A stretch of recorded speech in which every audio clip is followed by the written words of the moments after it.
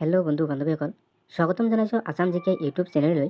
আজি আপোনালোকৰ বাবে অতি গুৰুত্বপূৰ্ণ কেইটামান ৰিজনিঙৰ কুৱেশ্যন লৈ আহিছোঁ। আজিৰ প্ৰথম কুৱেশ্যনটো হৈছে, বন্ধুসকল আপোনালোকক সুধিছে যদি BAD 16 - 1 - 4 হয় তেন্তে CAGE কি হ'ব? ইয়াত অপশ্যন 4টা আছে, এই 4টাৰ ভিতৰত এটা কাৰেক্ট হ'ব। ইয়াতে BADক যদি 16 - 1 - 4 লিখিছে তেনেহ'লে কেনেকৈ 16 - 1 - 4 আমি কেনেকৈ পাইছোঁ এইটো চাব লাগিব। প্ৰথমতে আমাক এলফাবেট চিৰিজটো জানিব লাগিব যে বিক আমি কিমান লিখিব পাৰোঁ। বিক আমি 2 লিখিব পাৰোঁ, এক আমি 1 লিখিব পাৰোঁ আৰু ডিক আমি 4 লিখিব পাৰোঁ। এতিয়া আমি চাব লাগিব যে 2, 1 আৰু 4ক কি কৰিলে আমি 16 - 1 - 4 পাম। তেনেহ'লে ইয়াত প্ৰথমতে আমি যদি স্কোৱাৰ কৰি চাওঁ, ইয়াতে চিম্পল কৰিছে, ইয়াতে কৰিছে যে 4টো স্কোৱাৰ কৰি দিছে ডাইৰেক্ট। 4ক যদি আমি স্কোৱাৰ কৰি দিওঁ তেনেহ'লে কিমান পাম? 16 পাম আৰু 16টো প্ৰথমতে বহাইছে। ডিৰ মান 4 আৰু 4ক যদি আমি স্কোৱাৰ কৰি দিওঁ 16 পাম আৰু 16টো আমি প্ৰথমতে বহাইছোঁ। আৰু 1ক যদি আমি স্কোৱাৰ কৰি দিওঁ 1ক আমি 1 পাম আৰু 2ক যদি আমি স্কোৱাৰ কৰি দিওঁ 2ৰ মান আমি 4 পাম। 2ক স্কোৱাৰ কৰিলে আমি 4 পাম। ঠিক একেদৰে CAGEকো আমি স্কোৱাৰ কৰি দিম। বন্ধুসকল ইয়াতে চিক আমি 3 লিখিব পাৰোঁ আৰু এক 1 লিখিব পাৰোঁ, জিক আমি 7 লিখিব পাৰোঁ আৰু ইক 5 লিখিব পাৰোঁ। এতিয়া যদি আমি 3, 1, 7 আৰু 5ক স্কোৱাৰ কৰি দিওঁ, ইয়াতে চাব লাগিব প্ৰথমতে 4টো স্কোৱাৰ কৰি আগতে বহাই দিছে। ঠিক একেদৰে আমি 5টো স্কোৱাৰ কৰি আগত বহাই দিম। স্কোৱাৰকেইটা আমি ইয়াতে লিখি দিছোঁ। আমি যদি 5ক স্কোৱাৰ কৰোঁ তেনেহ'লে 25 পাম আৰু যদি 7ক স্কোৱাৰ কৰোঁ তেনেহ'লে 49 পাম। ইয়াতে আমাক চাব লাগিব যে 25 দি আৰম্ভ হোৱা কি আছে। ইয়াতে প্ৰথমতে 2 নম্বৰ আৰু 3 নম্বৰটো 80 আৰু 81 দি আছে, তেনেহ'লে এই দুটা ভুল হ'ব, এই দুটা নহ'ব। আৰু 25 দুটা আছে আৰু 25ৰ পাছত যিহেতু আমি 49 পাইছোঁ তেনেহ'লে অপশ্যন নম্বৰ 1টো নহ'ব, অপশ্যন নম্বৰ 1টো নহ'ব। তেনেহ'লে আমি 4টো ৰাইট বুলি ধৰি ল'ব পাৰোঁ। এতিয়া চাওঁ 25 আহিছে আৰু 49 আহিছে। এতিয়া কৰি চাওঁ পিছৰটো মিলে নে নিমিলে। আৰু যদি আমি ইয়াতে 1 আছে, এৰ মান 1ক যদি আমি স্কোৱাৰ কৰোঁ তেনেহ'লে 1 পাম আৰু যদি 3ক স্কোৱাৰ কৰোঁ তেনেহ'লে আমি কিমান পাম? 3ক স্কোৱাৰ কৰিলে 9 পাম। তো ইয়াতে মিলিছে নে নাই চোৱা, তো 1ও মিলিছে আৰু 9ও মিলিছে, তো এনচাৰ 4টো হ'ব কাৰেক্ট এনচাৰ। নেক্সট কুৱেশ্যনটো কি দিয়া আছে? নেক্সট কুৱেশ্যনটো দিয়া আছে যে এক্স আৰু ৱাই দুজন জেটৰ পোৱালি হয়। যদি জেট এক্সৰ দেউতাক হয় কিন্তু ৱাই জেটৰ পুতেক নহয় তেন্তে ৱাই জেটৰ কোন হ'ব? ইয়াতে দিয়া আছে যে এক্স আৰু ৱাই দুজন জেটৰ পোৱালি হয়। বন্ধুসকল এক্স আৰু ৱাই ল'ৰা হ'ব পাৰে, ছোৱালীও হ'ব পাৰে। এক্স আৰু ৱাই জেটৰ পুতেক হয়। আৰু কি কৈছে? যদি জেট এক্সৰ দেউতাক হয়, যদি জেট এক্সৰ দেউতাক হয়, কি কৈছে? জেট এক্সৰ দেউতাক হয়, হয় এক্সৰ দেউতাক কোন হয়? জেট হয়। কিন্তু ৱাই জেটৰ পুতেক নহয়। কিন্তু কি কৈছে? ৱাইটো জেটৰ পুতেক নহয়। পুতেক নহয় মানে কি ধৰিব পাৰোঁ? ইয়াতে মেনশ্যন কৰা নাই যিহেতু ল'ৰা বা ছোৱালী, তেনেহ'লে আমি ছোৱালী ধৰিব পাৰোঁ। ছোৱালী ধৰিব পাৰোঁ নে নাই? ছোৱালী ধৰিব পাৰোঁ। যদি পুতেক নহয় তেনেহ'লে আমি জীয়েক ধৰিব পাৰোঁ। ইয়াতে কৈছে যে তেন্তে ৱাই জেটৰ কোন হ'ব? ইয়াতে যিহেতু পুতেক নহয় 1টো কাটি দিব পাৰোঁ, পুতেক নহয়। ইয়াতে অপশ্যন 3টা আছে, জীয়েক, মামী আৰু খুৰী। বন্ধুসকল ইয়াতে পোৱালিৰ কথা কৈছে, তেনেহ'লে আমি পুতেক বা জীয়েক ধৰিব পাৰোঁ। যিহেতু ইয়াতে কৈ দিছে পুতেক নহয় বুলি, তেনেহ'লে আমি জীয়েকটো ধৰিব পাৰোঁ না নাই? জীয়েকটো ধৰিব পাৰোঁ। তো এনচাৰ 2টো হ'ব কাৰেক্ট এনচাৰ, জীয়েক হ'ব কাৰেক্ট এনচাৰ। নেক্সট কুৱেশ্যনটো দিয়া আছে যে যদি FIRST 79191921 হয় তেন্তে TIME কি হ'ব? যদি আমি ফাৰ্ষ্টক এনেকুৱাকৈ লিখিব পাৰোঁ তেন্তে আমি টাইমক কেনেকুৱাকৈ লিখিব পাৰিম? এইটো আপোনালোকক সুধিছে। ইয়াতে কৈছে যদি আমি FIRST 79191921 লিখিব পাৰোঁ তেনেহ'লে আমাক চাব লাগিব FIR আৰু STক আমি কিমান লিখিব পাৰোঁ। Fক আমি 6 লিখিব পাৰোঁ আৰু আইক আমি 9 লিখিব পাৰোঁ, আৰক আমি 18 লিখিব পাৰোঁ আৰু এছক 19 লিখিব পাৰোঁ আৰু টিক আমি 20 লিখিব পাৰোঁ। তো ইয়াতে কি কৰিছে? 6 লিখিছে।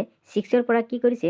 6ৰ পৰা যদি 1 আমি প্লাছ কৰি দিওঁ তেনেহ'লে আমি 7 লিখিব পাৰিম আৰু 9টোক 9এ লিখিছে আৰু 18ক যদি আকৌ 1 প্লাছ কৰোঁ তেনেহ'লে আমি 19 পাওঁ। ঠিক আকৌ 19টো আকৌ 19 একে লিখিছে আৰু 20ক 1 প্লাছ কৰিছে আকৌ 21 পাইছে। ইয়াতে কি কৰিছে?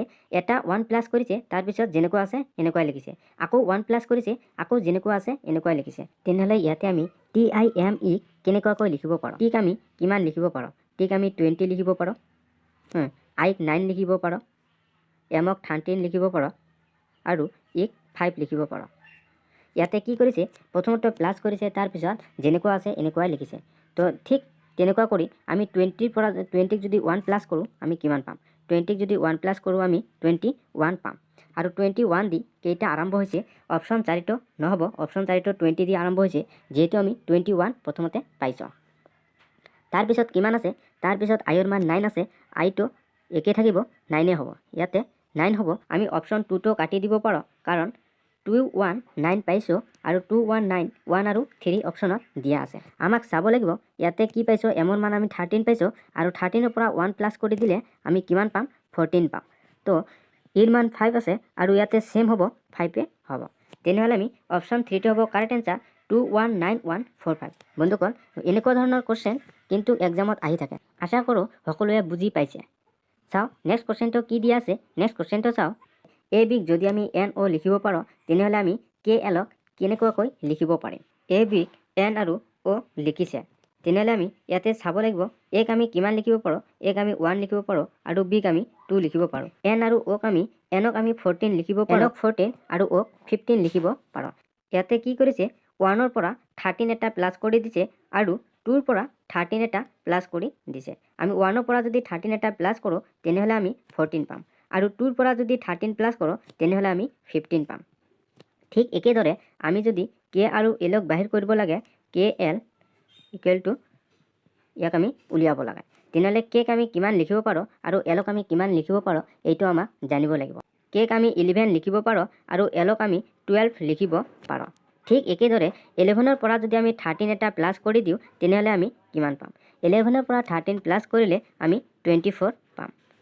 আকৌ 12ৰ পৰা যদি আকৌ 13 এটা প্লাছ কৰি দিওঁ তেনেহ'লে আমি 25 পাম। 24ক আমি এক্স লিখিব পাৰোঁ না নাই আৰু 25ক ৱাই লিখিব পাৰোঁ না নাই? যদি পাৰোঁ তেনেহ'লে অপশ্যন কোনটো কাৰেক্ট হ'ব? তেনেহ'লে এক্স ৱাই ক'ত আছে? এক্স ৱাই আছে 2 নম্বৰত। 2 নম্বৰটো হ'ব কাৰেক্ট এনচাৰ এক্স আৰু ৱাই। কাৰণ 24ক আমি এক্স লিখিব পাৰোঁ আৰু 25ক আমি ৱাই লিখিব পাৰোঁ। নেক্সট কুৱেশ্যনটো দিয়া আছে যদি 3 জানুৱাৰী বুধবাৰ হয় তেন্তে 27 জানুৱাৰী কি বাৰ হ'ব? বন্ধুসকল ইয়াতে কৈছে 3 জানুৱাৰী যদি বুধবাৰ হয় তেন্তে 27 জানুৱাৰী কি বাৰ হ'ব? যেহেতু ইয়াত 27 জানুৱাৰী দিছে তেনেহ'লে আমি 27 লিখিম আৰু 27ৰ পৰা 3 জানুৱাৰীৰ পৰা ষ্টাৰ্ট কৰিছে তেনেহ'লে আমি -3 কৰি দিম। 3 কৰি দিলে আমি কিমান পাম? 27ৰ পৰা 3 মাইনাছ কৰিলে কিমান পাম? 27ৰ পৰা 3 মাইনাছ কৰিলে আমি 24 পাম। 24 পাম। এতিয়া 24ক আমি হাতেৰে ডিভাইড কৰি কাটাকাটি কৰিলে আমি কিমান বাকী থাকিব? বাকী থাকিব 3 থাকিব। 3 বাকী থাকিব। তো 3 যিহেতু বাকী থাকিব আমি বুধবাৰৰ পৰা আমি 3 এটা প্লাছ কৰি দিম। আমি বুধবাৰৰ পৰা 3 দিন যদি আমি প্লাছ কৰোঁ তেনেহ'লে আমি বুধৰ পৰা পাম বৃহস্পতি, শুক্ৰ আৰু শনিবাৰ। তেনেহ'লে কাৰেক্ট এনচাৰটি কি হ'ব? শনিবাৰটো হ'ব কাৰেক্ট এনচাৰ। শনিবাৰ কোনটো অপশ্যনত দিয়া আছে? শনিবাৰ দিয়া আছে অপশ্যন 2টো শনিবাৰ। বন্ধুসকল শনিবাৰটো হ'ব কাৰেক্ট এনচাৰ। যেনেকুৱা 3 জানুৱাৰীৰ 27 জানুৱাৰী দিছে ইয়াৰ মাজত কেইদিন আছে? 27ৰ পৰা 3টো মাইনাছ কৰি দিবা যিমান পাবা 24 এটা আহিছে। 24ক আকৌ আমি 7 দি ডিভাইড কৰিছোঁ। 7 দি ডিভাইড কৰিলে 7 দি 24ক 3বাৰ যায়, 3বাৰ কৰে আৰু বাকী কিমান থাকে? বাকী যিটো থাকিব এইটো প্লাছ কৰি দিব লাগিব। বাকী যিহেতু আমি 3 পাইছোঁ বুধবাৰৰ পৰা যদি আমি 3 দিন এটা প্লাছ কৰি দিওঁ তেনেহ'লে আমি শনিবাৰ পাম। নেক্সট কুৱেশ্যনটো দিয়া আছে যদি কোনো এটা ভাষাত TAXATIONক 5 লিখিব পাৰোঁ তেন্তে সেই একেটা ভাষাত BUSINESSক কি লিখিব? বন্ধুসকল ইয়াতে চোৱা এই গোটেইখিনি মিলি যদি 5 লিখিছে তেনেহ'লে আমি এই গোটেইবিলাক মিলি কি লিখিব পাৰিম? বন্ধুসকল ইয়াতে এটা ট্ৰিক্স লগাব পাৰা আপোনালোকে যে ভাৱেল কেইটা? ভাৱেল যিহেতু 5টা, ভাৱেল কি কি?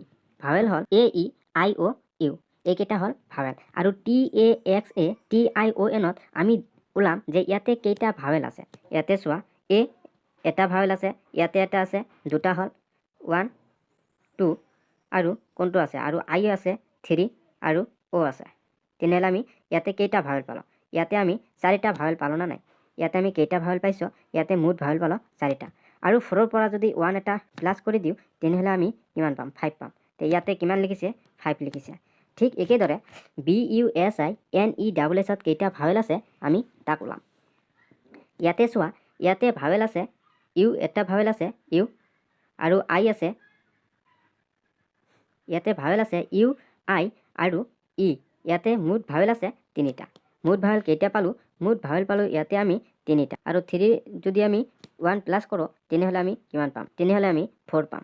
তেনেহ'লে ইয়াতে 4 কোনটো অপশ্যনত দিয়া আছে 4 দিয়া আছে অপশ্যন 4 নম্বৰটোত এইটো হ'ব কাৰেক্ট এনচাৰ 4 হ'ব কাৰেক্ট এনচাৰ বন্ধুসকল প্ৰথমটো যেহেতু আমি 4টা ভাৱেল পাইছোঁ আৰু 4টা ভাৱেলৰ লগত 1 আমি যোগ কৰিছোঁ 1 যোগ কৰিলে আমি 5 পাইছোঁ ইয়াতে 5 দিয়া আছে ঠিক একেদৰে BUSINE আমি ভাৱেল ওলাইছোঁ ইয়াতে ভাৱেল 3টা দিয়া আছে 3 লগত আমি 1 যোগ কৰিছোঁ আৰু 1 যোগ কৰিলে আমি 4 পাইছোঁ তেনেহ'লে অপশ্যন 4টো হ'ব কাৰেক্ট এনচাৰ বন্ধুসকল আশা কৰিছোঁ সকলোৱে বুজি পাইছে আৰু ভিডিঅ'টো যদি ভাল লাগিছে তেনেহ'লে লাইক শ্বেয়াৰ আৰু ছাবস্ক্ৰাইব কৰিব নাপাহৰিব থেংক ইউ